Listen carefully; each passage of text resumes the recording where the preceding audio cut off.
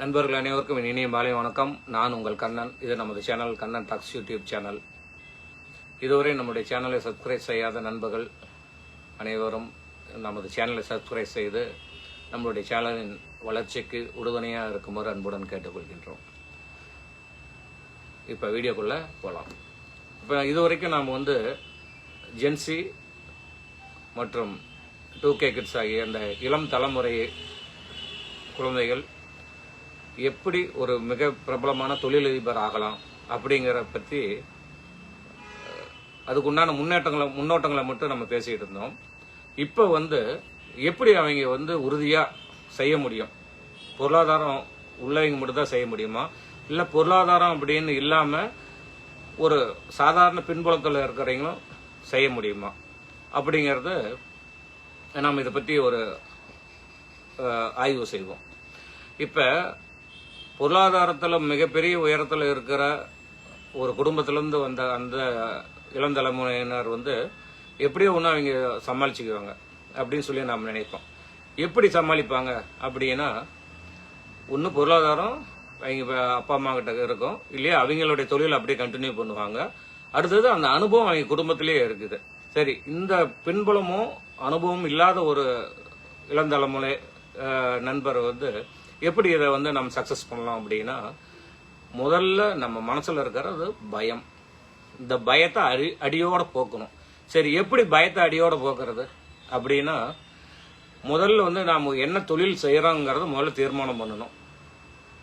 அந்த தொழிலை எப்படி செய்யறது அப்படிங்கறத பத்தி யோசனை பண்ணணும். சரி, இது ரெண்டும் நம்ம பண்ணிட்டோம். Very good.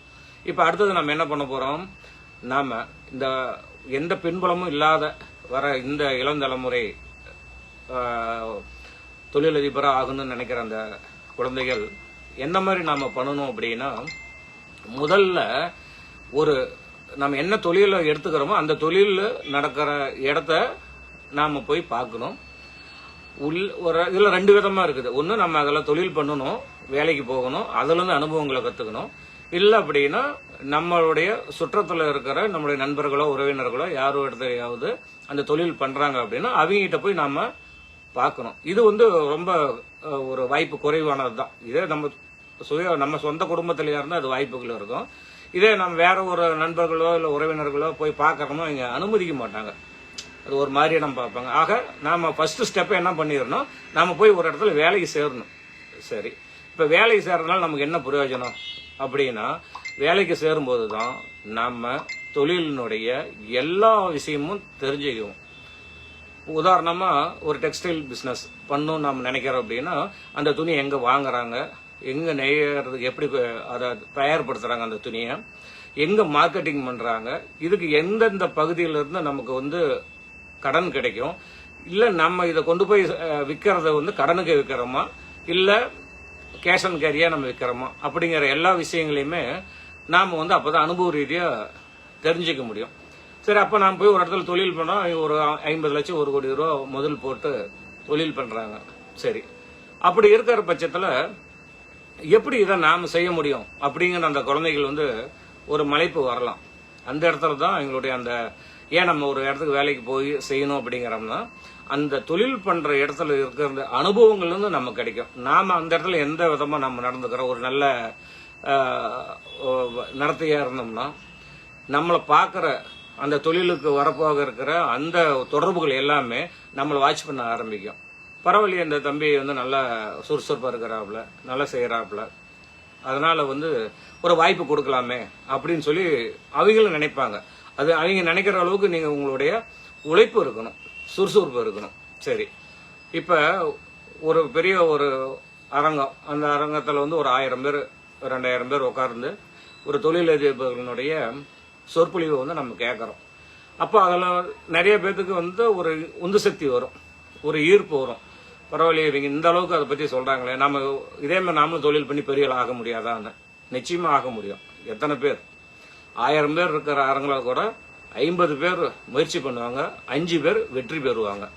சரி, ஏன் இந்த மாதிரி நடக்குது அப்படின்னா, நான் இப்பயும் சொல்றேன், நான் உள்பட எல்லாருமே பல கோடி விஷயங்களை நாம காதால கேட்போம். ஆனா அதை மனசுக்குள்ள வாங்கி அதை செயல்படுத்துறது ஒரு சிலர் மட்டும்தான் செய்ய முடியும். அதுதான் நம்மளுடைய அந்த வாய்ப்புகள். எல்லாமே கேட்டுட்டு போயிடும். நிறைய விஷயம் நம்ம கேட்போம்.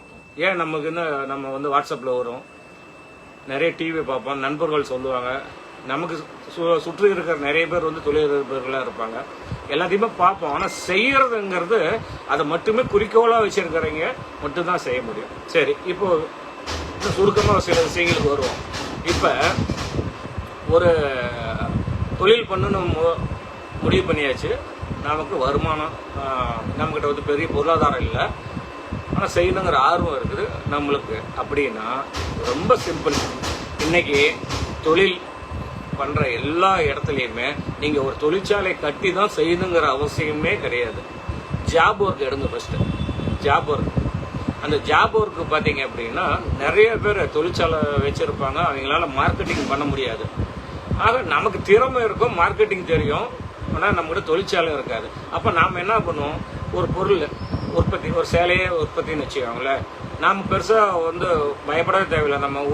நம்ம ஊர் சுற்றியோ இல்லை நம்மளுக்கு தெரிஞ்ச வகையில் எல்லா பக்கமுமே. இப்போ ஒரு உதாரணத்துக்கு தான் நான் டெக்ஸ்டைல் சொல்கிறேன். இப்போ டெக்ஸ்டைல் இருக்குது, சேலரி இருக்குது.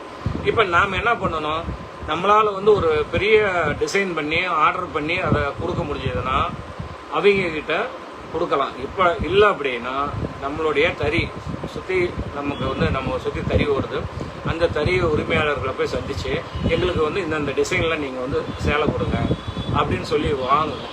அதை வாங்கி எந்த விதமான கூடுதல் உழைப்பு இல்லாமல், இப்போ பார்த்தீங்க அப்படின்னா நீங்கள் தறிக்கு ஆள் போட தேவையில்லை, தறி போட தேவையில்லை, தறி பற்ற தேவையில்லை, எதுவுமே தேவையில்லை. அப்போ அந்த சேலையை வந்து நம்ம அவங்ககிட்ட பர்ச்சேஸ் பண்ணுறோம். ஒரு சிறிய அளவாக, ஒன்றும் பெரிய முதலீடாக நீங்கள் பண்ணாலே அது எல்லாத்தாலையும் முடியுமே. கிட்டத்தட்ட ஒரு லட்சம், ஒரு 50 லட்சம் ரூபா முதலீடு போட்டு செய்ய வேண்டிய ஒரு தொழிலை ஒரு சுலபமாக ஒரு 10 லட்சம் ரூபாயை நம்ம இன்வெஸ்ட் பண்ணி அவங்கிட்ட நம்ம வந்து சேகரித்து அதை முதல்ல நீங்கள் மார்க்கெட்டிங் பண்ணி பாருங்க. இதுலேருந்து என்ன அனுபவம் கிடைக்கும், நீங்கள் மார்க்கெட்டிங் பண்ணும்போது உங்களால் அந்த பணத்தை வந்து சமாளிக்க முடியுதா அப்படிங்கிறத ஒரு விஷயம் நீங்கள் தெரிஞ்சுக்கலாம். அதுக்கு அடுத்தது என்ன விதமான டிசைன்ஸ் வந்து நம்ம மக்கள் எதிர்பார்க்குறாங்க. இது வந்து இந்த சேலை மட்டும் நான் சொல்லலை, எல்லா பொருளுக்குமே நமக்கு வந்து ஒரு அனுபவம் தான் நம்மளுக்கு வந்து ஒரு பெரிய ஆளாக உருவாக்கும். அப்போ நம்ம இது உதாரணத்துக்காக தான் இந்த சேலையை சொல்கிறேன். அப்போ இதை கொண்டு போய் நீங்கள் மார்க்கெட்டிங் பண்ணுறீங்க, அவங்க எந்த மாதிரி நம்மகிட்ட பர்ச்சேஸ் பண்ணுறாங்க, எந்த ரேட்டில் எதிர்பார்க்குறாங்க. இப்போ பார்த்தீங்க அப்படின்னா கேஷ் அண்ட் கேரி. இப்போ நம்ம ஒரு 10 லட்சம் ரூபாய்க்கு சேலை பர்ச்சேஸ் பண்ணிட்டோம், ஒரு சுலபமான ஒரு 5% லாபம் வச்சு நீங்கள் கொண்டு போய் கொடுத்தீங்க அப்படின்னா நமக்கு கேஷுக்கே பர்ச்சேஸ் பண்ணிக்கிறாங்க அப்படின்னா அந்த வகையில் நீங்கள் மூவ் பண்ணலாம். இல்லை உங்களால் சமாளிக்க முடியும், ஒரு பில்லு 2 பில்லு கொடுத்து சமாளிக்க முடியும் அப்படின்னா அப்போ அந்த பில்லையும் பண்ணலாம். இதெல்லாம் ஏன் நான் சொல்கிறோம் அப்படின்னா, இப்போ இது வந்து சக்ஸஸ் ஆகலை அப்படின்னா உங்களுக்கு எந்த நஷ்டமுமே கிடையாது. இதே நீங்கள் ஒரு பெரிய தறி பற்ற தொழிற்சாலை செஞ்சு ஆளுங்களை போட்டு அதுக்கு மிஷினரி வாங்கி போட்டு இதையெல்லாம் செஞ்சும் அதே சேலை தானே வரும்போது, அப்போ அந்த இடத்துல வந்து நம்மளால் அந்த சேலையை நம்மளோட தொழிலில் விற்க முடியல அப்படிங்கிற பட்சத்தில் உங்களுக்கு டோட்டலாக 50 லட்சமும் லெஸ் ஆகும். நாளைக்கு நீங்கள் திருப்பி கழட்டி விற்றீங்கன்னா ஒரு 10-20 லட்சம் ரூபா அதுதான் போகும். மீதி வந்து 2 பாகம் நமக்கு நஷ்டம் வந்துடும். அதே மாதிரி ஆள் தொல்லை, பல பிரச்சனைகள் இருக்குது. அந்த மாதிரி இந்த ஜென்சி கிட்ஸ், இந்த இளம் தலைமுறைகள் யாருமே நீங்கள் பயப்படாதீங்க. முதல்ல மூலதனமே உங்கள் உழைப்பை போடுங்க, அங்கே உழைப்பை போடுங்க. அதுக்கு உண்டான உங்களால் எவ்வளோ முடியுமோ அதுக்கு உண்டான ஒரு தொகையை இன்வெஸ்ட் பண்ணி அதை நீங்கள் மார்க்கெட்டிங் பண்ண ஆரம்பிங்க. இதில் எல்லாருமே ஜெயிக்கலாம் முடியாது. ஏன் அப்படின்னா எல்லாமே சூழல் இருக்குது.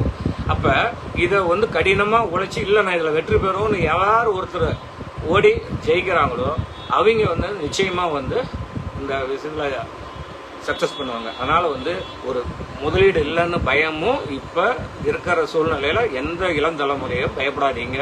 நீங்கள் நிச்சயமாக தொழிலில் மிகப்பெரிய வெற்றி அடைவீங்க. அதுக்கு உங்களுடைய உடல் உழைப்பும் உங்களுடைய அறிவு தன்மையும் உபயோகப்படுத்துங்க. உங்களுடைய நேர்மையை வந்து எல்லாத்துக்கிட்டையும் வெளிப்படையாக இருங்க. அப்போ உங்களை நம்புவாங்க. உங்களை நம்பி எவ்வளோ வேணுமாலும் பொருள் கொடுக்க தயாராகுவாங்க. 2 லட்சம் வாங்குனீங்க, 5 லட்சம் வாங்குனீங்க, 10னா நாளைக்கு 50 லட்சம் ஆகும். இதுதான் வந்து உங்களுடைய வளர்ச்சி ஆகும். அதனால தான் நான் இன்றைக்கும் மறுபடியும் நான் சொல்கிறேன், 1000 பேர் நாம் ஒரு விஷயத்தை வந்து கேட்டுக்கிட்டாலும் 50 பேர் முன்னெடுப்பாங்க, 5 பேர் தான் வெற்றி பெறுவாங்க. அதனால் அந்த 5 பேரில் ஒரு ஆளாக நீங்கள் இருக்கணும்னு சொல்லி என்னுடைய இந்த சின்ன உரையை முடித்துக் கொள்கின்றேன். நன்றி, வணக்கம்.